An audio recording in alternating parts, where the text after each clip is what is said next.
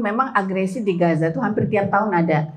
Nah, yang di 2012 itu ada Hijratus Sijil. Nah, itu peristiwanya 3.000 syahid, 3.000 bayi lahir dalam 1 minggu tuh. Yang mereka perjuangkan satu, Al-Quds, ada Al-Aqsa.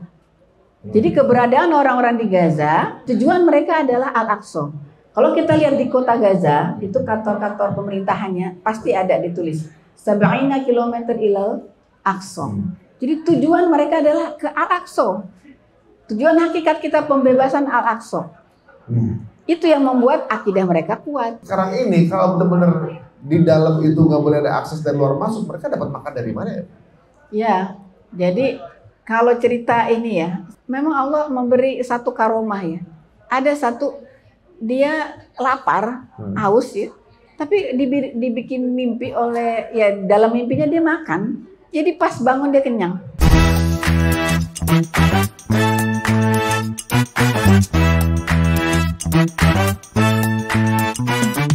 Sedang viral seorang anak yang ini mengharukan ya, tersenyum, mencium yang memberi makan, kemudian ketika berbalik anak ini kemudian menjadi salah satu korban tewas.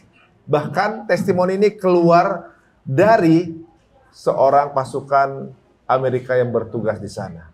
Memang benar, saudara kita di Gaza ini sedang dinistakan. Suruh lapar, suruh ngemis, suruh segala macam, dan dibantai juga. Kelaparan makin tinggi.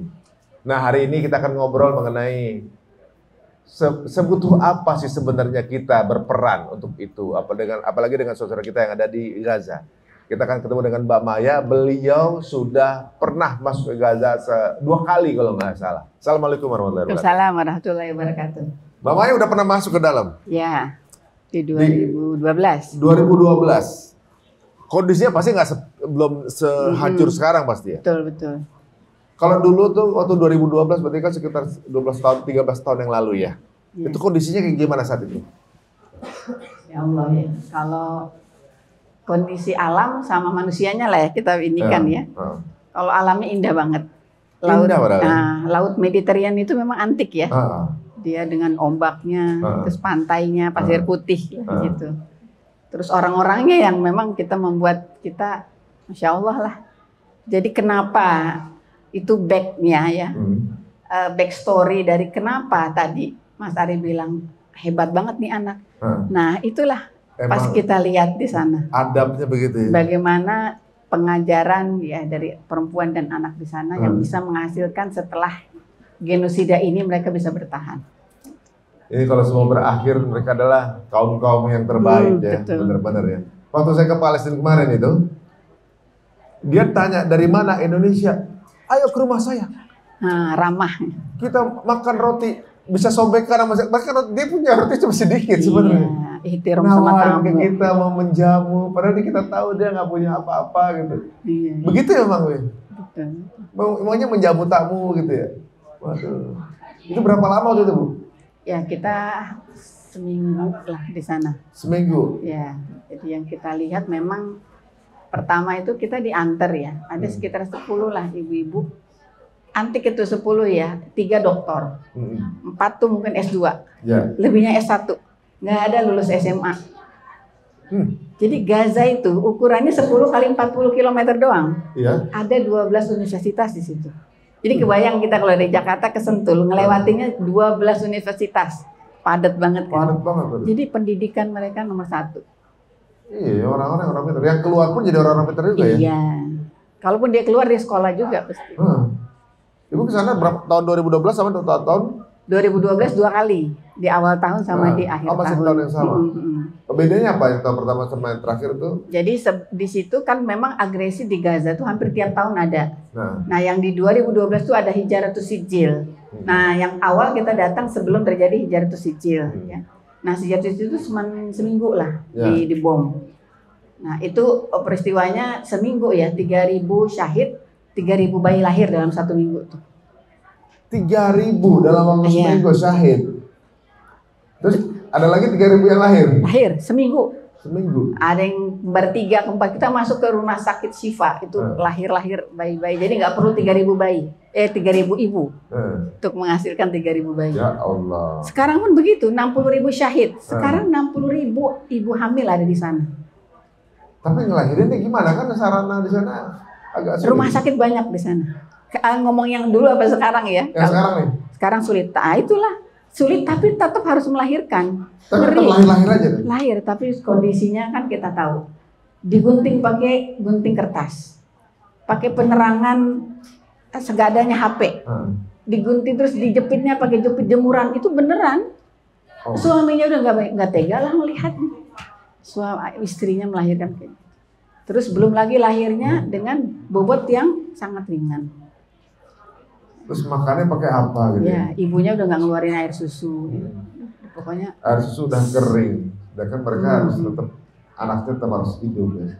Dan banyak foto-fotonya anak-anak bayi, anak-anak kecil pada kering gitu ya.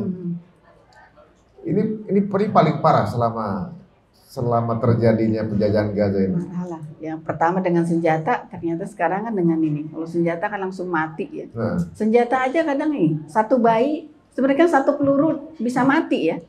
Tapi kalau pos di ini kan visum itu ada 6 peluru di bayi itu. Jadi udah bukan manusia gitu yang membunuhnya. Jadi untuk membunuh bayi aja perlu 6 peluru. Berarti waktu kejadian dengan Hins dulu yang Hins Rajab itu 356. Aduh. Seolah-olah satu hari satu peluru gitu ya. 300 tembakan, aduh, masya Allah. Itu sekarang lagi. Karena nggak mempan akhirnya dengan senjata lain gitulah tadi ya pelaparan itu. Terus pandangan ibu gimana nih setelah pernah ke Gaza ngelihat sebenarnya walaupun diisolasi sebenarnya cantik daerah itu, orangnya juga akhlaknya luar biasa. Kemudian sekarang sedang dalam posisi yang benar-benar dinistakan. Bagaimana pandangan ini?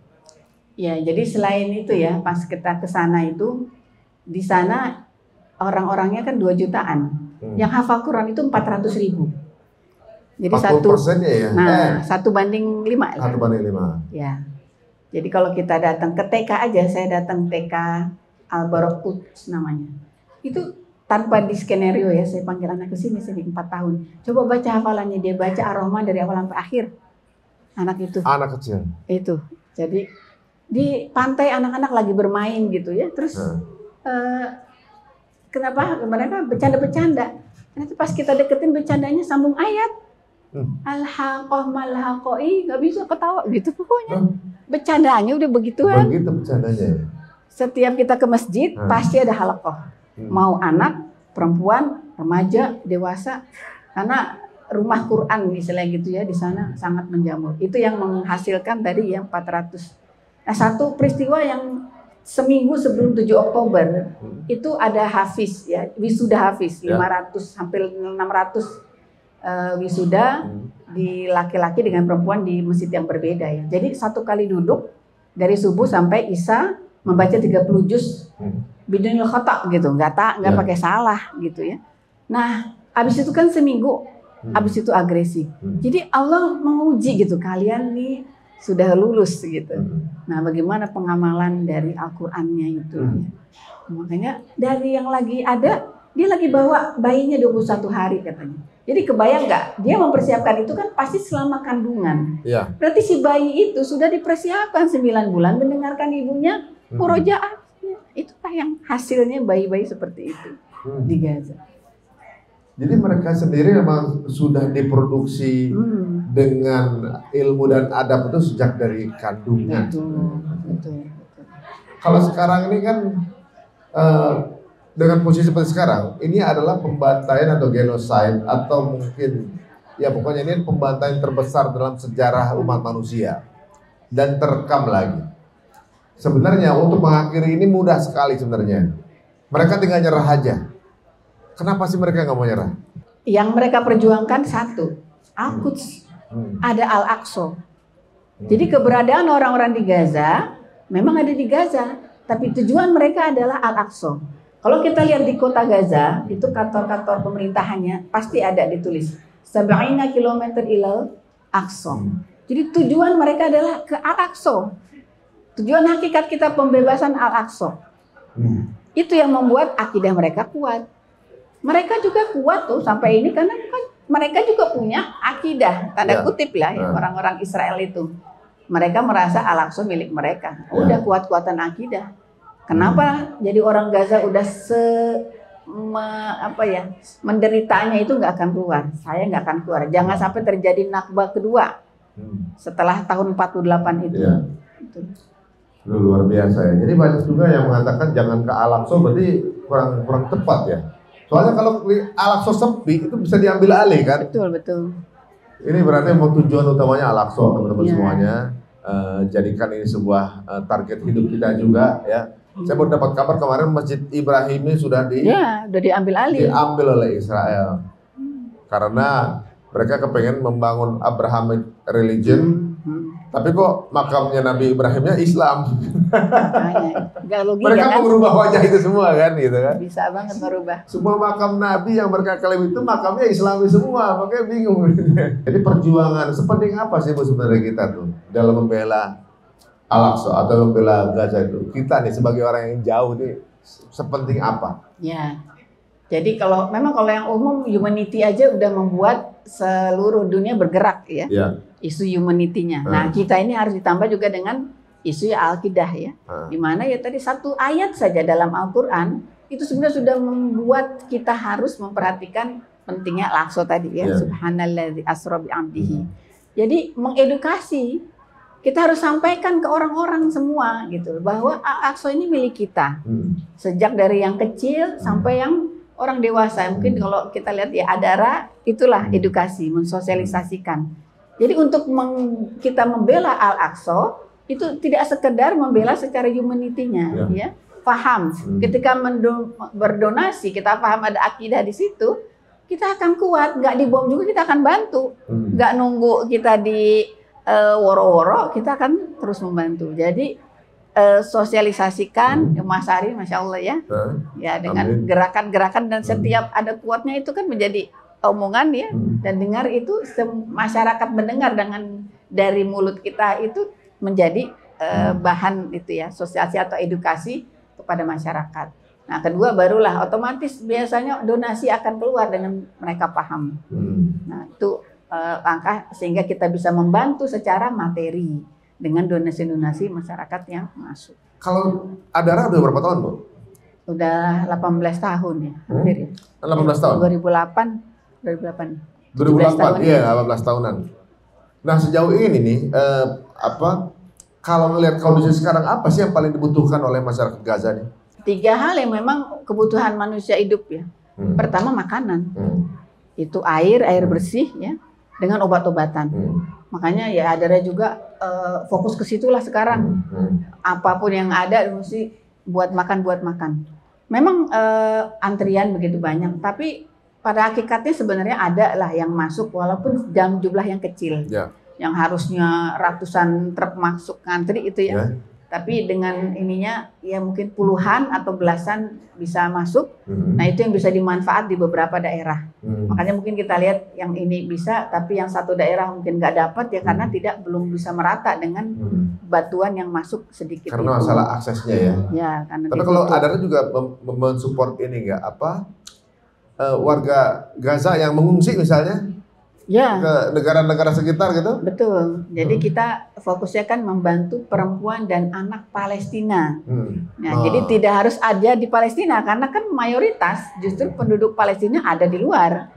Ya kan di Yordan, Syria ya, Mesir. Di Lebanon, Mesir, Turki Selatan. Nah, itu yang tantangan terbesar apa, Bu? Selagi waktu nyalurin ini. Selain memang izin gitu ya? Iya. Kalau di pengungsian sebenarnya tantangannya nggak terlalu banyak sih ya, karena pemerintahnya sendiri, maka mereka juga kan memberi akomodasi ya buat para pengungsi, walaupun kesananya yang nggak terlalu membantu lagi, makanya mereka sangat tergantung dengan bantuan dari NGO. Karena mereka kan jadi warga negara nomor 2 ya, nggak punya identitas, nggak mungkin bisa kerja, mau bertani nggak punya lahan, ya. Lalu tadi nggak ada identitas mau keluar, jadi hanya paling bantu-bantu kalau lagi panen zaitun dia bisa dapatlah dari situ. Makanya bantuan NGO itu sangat diharapkan. Pemerintahnya sendiri awalnya aja kan membangun, tapi kesannya ya nggak ada juga. kasihan. Sebenarnya mereka sama Indonesia ini nggak sih? Apa ada perasaan khusus nggak sih? Apa direken nggak sih Indonesia gitu? Sangat Kan di sini banget. kan kayaknya kalau ke sana ini banget sama orang Palestina. Kalau mereka tahu nggak sih kalau Indonesia juga peduli sama mereka tuh? Masya Allah, pokoknya Indonesia harum banget namanya di kalangan orang-orang Palestina. Iya, saya kalau ketemu Indonesia pokoknya engkau pokoknya gimana ya cara menyampaikannya mereka tuh kita kayaknya jadi pengen memberikan segalanya itu karena harapan terhadap Indonesia itu baik. Sebenarnya sih dari mereka bilang ya waktu kita juga ke sana bahwa donasi kita tuh sebenarnya ya satu orang kaya di Arab itu bantuan Indonesia satu negara lah gitu loh. Kecil sebenarnya, tetapi mereka bilang aksi-aksi kalian itu sangat membantu dan memberikan semangat kita. Itu yang sangat dihargai oleh mereka yang nggak bisa dilakukan oleh negara-negara lain. Kita dihitung juga sama mereka ya. Sangat. Dengan support kita. Jadi teman-teman berarti memang sudah ada ya frekuensi atau sinyal yang nyambung antara kita dengan warga Gaza. Apalagi kalau kita speak up ternyata mereka dengar juga gitu ya. Nah kalau selama ini ada nggak sih upaya dari Adara untuk pendampingan kepada ini kan banyak yang jadi korban ibu dan anak-anak. Apa yang sudah dilakukan oleh Adara? Ya, jadi kita selama tadi ya kalau kondisi genosida agak fokus bantuan itu ke Gaza, walaupun tidak berhenti juga yang ke pengungsian. Jadi supportnya karena perempuan dan anak, bantuan itu tadi women kids ya, lalu children kids. Dan juga bantuan healing itu ada. Jadi kita kerjasama dengan NGO, NGO yang memang juga wanita di sana membantu trauma healing buat anak-anak, ya, buat para janda yang kehilangan, ya, anggota kepala keluarganya, itu juga ada bantuan-bantuan yang seperti itu. Juga yang sekolahnya, ya walaupun yang laki-laki bukan berarti kita nggak bantu ya, cuman karena kita fokus ke situ. Fokusnya membuat perempuan dan anak-anak. Ada nggak sih di antara warga Gaza yang akhirnya bisa selamat ke Indonesia? Nggak ada, mereka emang nggak mau keluar. Nggak mau ya mereka? Nggak mau keluar. Oh gitu ya. Terus sekarang ini kalau benar-benar di dalam itu nggak boleh ada akses dari luar masuk, mereka dapat makan dari mana ya? Ya, jadi kalau cerita ini ya, sedikit mungkin ada waktu kayak kemarin kan saya ke Global March Mesir ya. Ya ada sedikit cerita-cerita, memang Allah memberi satu karomah ya. Ada satu dia lapar, haus ya, tapi dibikin mimpi oleh ya dalam mimpinya dia makan, jadi pas bangun dia kenyang. Itu satu lah dari ini. Jadi kalau Allah mau bantu gampang. Dan mereka nggak ada terasa pengen buang air, buang apa ya karena nggak ada yang masuk juga kali. Jadi masalah saat itu toilet nggak terlalu mengganggu. Ini salah satu lah ya. Kita nggak ngomong semuanya tentunya karena kita dengar cerita dari beberapa orang. Ada kisah-kisah yang mengesankan nggak mengenai perempuan atau juga anak Palestina? Ya sebenarnya kalau kisah dibaca mungkin orang juga bisa ya mengakses. Cuman saya bisa merasakan seorang dokter Al-Najjar ya, Al-Ala ya, Najjar yang beliau dokter sedang bertugas ketika pulang kan rumahnya dibom. Anaknya 10 ya, 9 syahid. 9 syahid? Umurnya 6 bulan sampai 12 tahun yang 9 itu. Lalu yang 1 kritis. Masuk di ICU 11 tahun tuh ya. Nah masuk ICU itu bersama ayahnya juga masuk ICU. Gak lama suaminya juga lagi bertugas syahid juga. Itu gimana coba perasaannya? Jadi tinggal si ibu sama anak 1? Sebuah keluarga besar yang tadinya isinya 14 orang tiba-tiba hanya tinggal berdua dalam hitungan detik. Ya kalau kayak gini kayaknya mentalnya keganggu banget kalau orang Indonesia ya. Kalau kita udah masuk crazy woman. Ya bagaimana sebuah kenyataan hidup yang nggak usah gitu. Orang kita sayang aja, mau cuma jumlahnya cuma 2 orang aja kita nggak mau ya kan. Bisa kemudian harus terpisah begitu aja. Ini langsung 12 orang berarti. Anaknya 10. Anaknya 10 kan? 9 orang meninggal termasuk suaminya akhirnya jadi 10 orang. Bayangin guys, yang kayak begini-gini bukan cuma 1-2 ini. Ya betul, nggak 1-2. Bukan cuma 1-2. Menyaksikan anggota keluarganya cuma tinggal sebelah badannya itu hal yang biasa ya. Malah saya sempat lihat tadi di video tuh yang di sana di bomnya ini nggak lari. Udah terbiasa kali ya, cuma jalan kaki aja gitu. Kira-kira Adara akan sampai kapan berada di posisi ini? Melihat ini kayaknya atrocities-nya nih belum ketemu titik ujungnya nih. Ya, satu yang kita berdoa sama Allah, tolong beri istiqomah buat kita dalam membantu yang tadi sejak 18 tahun ini dengan kondisi yang bermacam-macam ya. Cuman yang sekarang ini memang paling ini. Kita justru melihat teladan di sana, di orang-orang di sana. Mereka kuat, masa kita enggak gitu loh. Mereka udah habis-habisan ya. Terus sementara kita lelah, kita hanya sekedar membuat skrip, lelah kita bergadang bikin ini gitu, nggak ada apa-apanya. Jangan sampai kita kalah sabar gitu ya. Kalah kuat. Nah, itu. Padahal kita diberikan banyak kenikmatan gitu ya. Waduh, nah kalau orang mau support Adara kemana dulu? Ya, kita siap ya menerima donasi-donasi dari para semualah lapisan. Nah, karena kita komitmen ya memberikan menyalurkan donasi-donasi itu baik yang di Gaza, di Al-Quds maupun di yang di pengungsian ya gitu. Nah, ya teman-teman semua, ternyata untuk yang ingin tahu lebih dalam ya bicara mengenai perjuangan dari Gaza, bisa follow akunnya Adara yaitu @AdaraRelief, juga @satu rumah satu Aqsa. Satu rumah satu Aqsa. Memang Aqsa ini rumah kita bersama. Ya, kita mengharap jangan hanya ada Masjidil Haram, Masjid Nabawi biasanya hiasan, tambah Masjidil Aqsa. Dan juga gerai Adara. Ya. Ini menarik guys di acara ini bahwa ternyata Adara tuh memberikan merchandise yang juga menarik ya untuk yang ikut mensupport dari Adara. Ini jadi maksudnya merchandise ini dijual, ya, kemudian hasilnya buat donasi.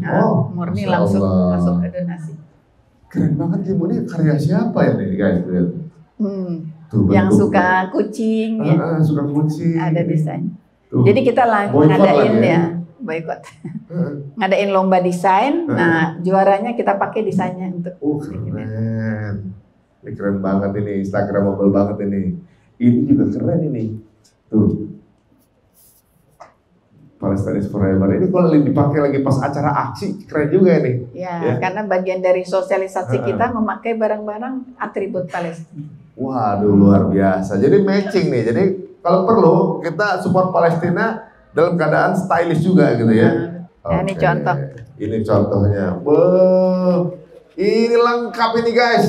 Gak boleh nerbangin drone aja nih, gak ada gambar drone dari punya katanya. Tuh, ini masjid kita bersama ini guys. Ini lengkap guys. Ini ada Masjid Al-Marwani yang adanya di basement.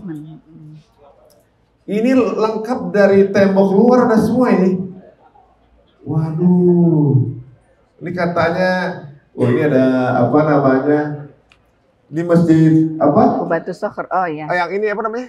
Tembok ratapan. Tembok ratapan, ya, ada di sini nih. Jadi tahu nih posisinya. Di sebelahnya masjid Bukrok ya. Nah, kalau ini tempat Nabi ngimamin para siapa namanya para nabi. Para nabi. Para nabi. Enak udah lihat ya, nah, langsung. Kalau ini cara dapat posternya gimana? Ya, kalau sekarang gratis nih. Gratis ya? Semua orang boleh ngambil poster Al-Aqsa ya, teman-teman, ibunya.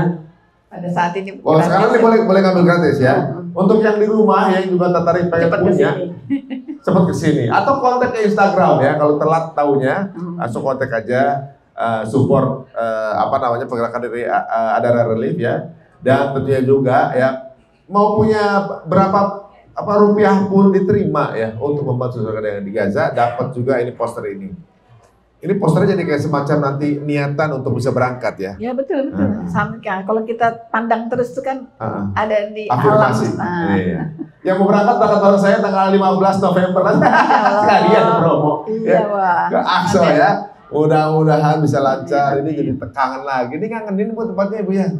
Kalau Ibu masuk sini juga pernah? Belum pernah malah. Katanya kalau masuk Gaza nggak bisa masuk Aqsa ya?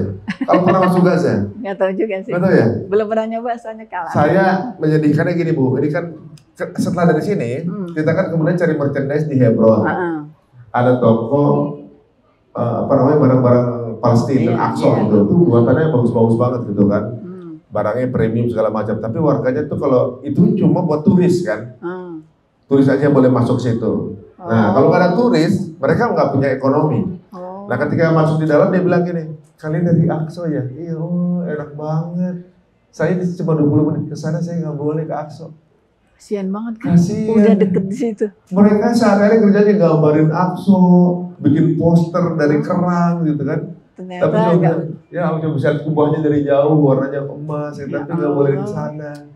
Ceritain dong, masa ada mereka ceritain gimana rasanya salat di dalam. Aduh, sedih banget. Padahal mereka tinggal di sana. Salatnya gimana sih? Enak ya? Enak ya? Enak loh. Aduh. Kasihan. Aduh. Alhamdulillah, beruntung deh. Guys, ini gratis ya. Lengkap dengan ada ininya juga ya. Info-infonya semua ya. Pintu Ar-Rahmah ya. Pintu Ar-Rahmah ada beberapa yang ada di sini nanti banyak pintu tempat. Yang ya. Tuh, rumah silsilah ada juga. Pintu Maghribahnya ya, Maghribah yang di sini. Waduh. Di sini ada tempat lahir Nabi Isa, guys. Di dalam sini ada rumahnya Maryam. Waduh, pokoknya komplit deh. Kalau sekali datang udah deh. Akan berlama-lama di sini. Insyaallah. Mudah-mudahan jadi afirmasi bisa berangkat semua ke Aqsa ya, guys ya. Amin. Iya, terima kasih Ibu. Waduh, gratis posternya langsung aja ambil di tempatnya Adara Relief ya. Yang baru nonton tayangannya silahkan follow IG-nya Adara. Semoga akan menjadi wasilah kebaikan. Waduh, jadi ikut baper ya. Dan teman-teman semuanya langsung saja add sosial media dari Adara Relief dan kemudian ikuti program-program kemanusiaannya. Siapa tahu nanti bisa kita bantu bawakan juga untuk saudara-saudara yang ada di Palestina. Dan tentunya juga segala progres proyek-proyek Adara Relief ini adalah semua total diberikan untuk saudara yang ada di Palestina, terutama untuk ibu dan anak ya, Bu? Ya. Gitu. Perempuan dan anak. Perempuan, kenapa harus perempuan dan anakku? Karena saya perempuan. Karena perempuan, iya benar-benar. Pegawai di Adara semua perempuan. 36. Adara itu semua perempuan? 36. 36 orang perempuan semua? Benar, acara ini benar sangat mewakili Adara juga ya, karena hanya wanita semua ya. Iya, betul. Terus bapak-bapaknya ngapain loh? Bikin lagi yang lain ya? Kasih duitnya deh. Bapak yang kasih duit, ibu yang gerak. Yang memiliki istri-istri yang berada di Adara orang yang beruntung. Wanita yang mendedikasikan dirinya untuk Aqsa. Kurang beruntung apa itu para suami ya. Alhamdulillah. Jazakallah khair waktunya untuk untuk waktunya di sini. Dan juga sukses terus untuk Adara Relief. Semoga kita selalu bersama-sama di jalan kebaikan ini dan semoga kita akan bersama-sama sholat di Masjidil Aqsa dalam keadaan sudah merdeka. Amin ya rabbal alamin. Jika dirasa menarik, mohon silahkan sebarkan link ini ke circle teman-teman semuanya. Sampai ketemu di episode berikutnya. Assalamualaikum warahmatullahi wabarakatuh.